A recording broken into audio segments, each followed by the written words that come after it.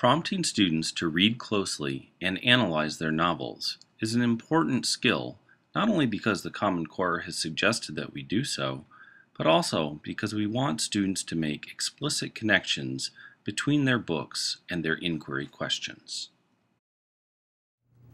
So today, you should have your book, of course. You should have handy your discussion questions. You should have a dialectic journal and the cultural log. The focus was that you have at least 10 passages minimum that you'll look at. You may look at all of them. You might not have time to get to all of them. But you should have 5 key passages for your dialectic journal and 5 key passages for your culture log so that you can look at them and talk about them with your team. In your team, just like when we met before, we're going to really be focusing on active involvement and discussions, paying attention to involvement. I had coffee yesterday with Miss Fields in the library, and we were talking, and I was typing some things on the computer, and I found myself thinking about you. I was channeling you because I kept moving my monitor down a little bit when we were talking, and I'd move it up when I had to record a note. And so that form of communication is one of the ways that we are engaging in digital spaces and making sure that we're not losing our one-to-one contact, right? Because that's really important too. The second thing that you're going to do is look at a few of the passages and do a close reading as a team. Now, you can use your Google project page, the Wiki project page, or you can do this in Google Drive. And what I mean by close reading is exactly what we've done before, where you're marking parts of the text and responding to it. I suggest that you make it a cultural focus, but there are other things going on in your books too, and we want to honor that as well. When you do your close reading, what I suggest is that you go back to Google Presentation and create a group presentation. Since my students already had experience constructing digital close reading responses, the next section was a fast review.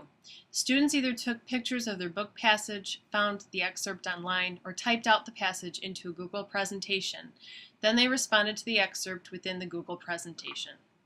If I put my passage in there, you can highlight it and you can go insert comment, but actually it'll show up even better if you have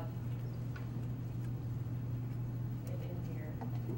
I can point to things and then I can insert a text box and share. Here is my smart, helps if you can wake up and type right. Okay, here is my smart thinking. Okay, so I can actually do all of that, but then what's going to happen is after I've done this close passage, close reading with my team, I can go file, publish to the web. When you get here, and I'm just showing you this briefly. I imagine that Dr. Hicks and I are going to be walking around helping you with it to get it posted when you're done.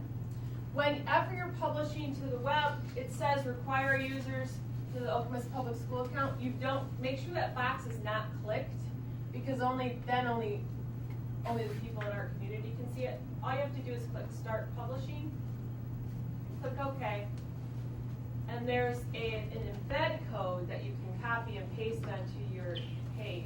And I'll just do it in my profile so you can see. It's Edit. I just go Widget, HTML. I'm going to paste it, and then hit Save. And then boom, oh my gosh, here's my passage to read closely.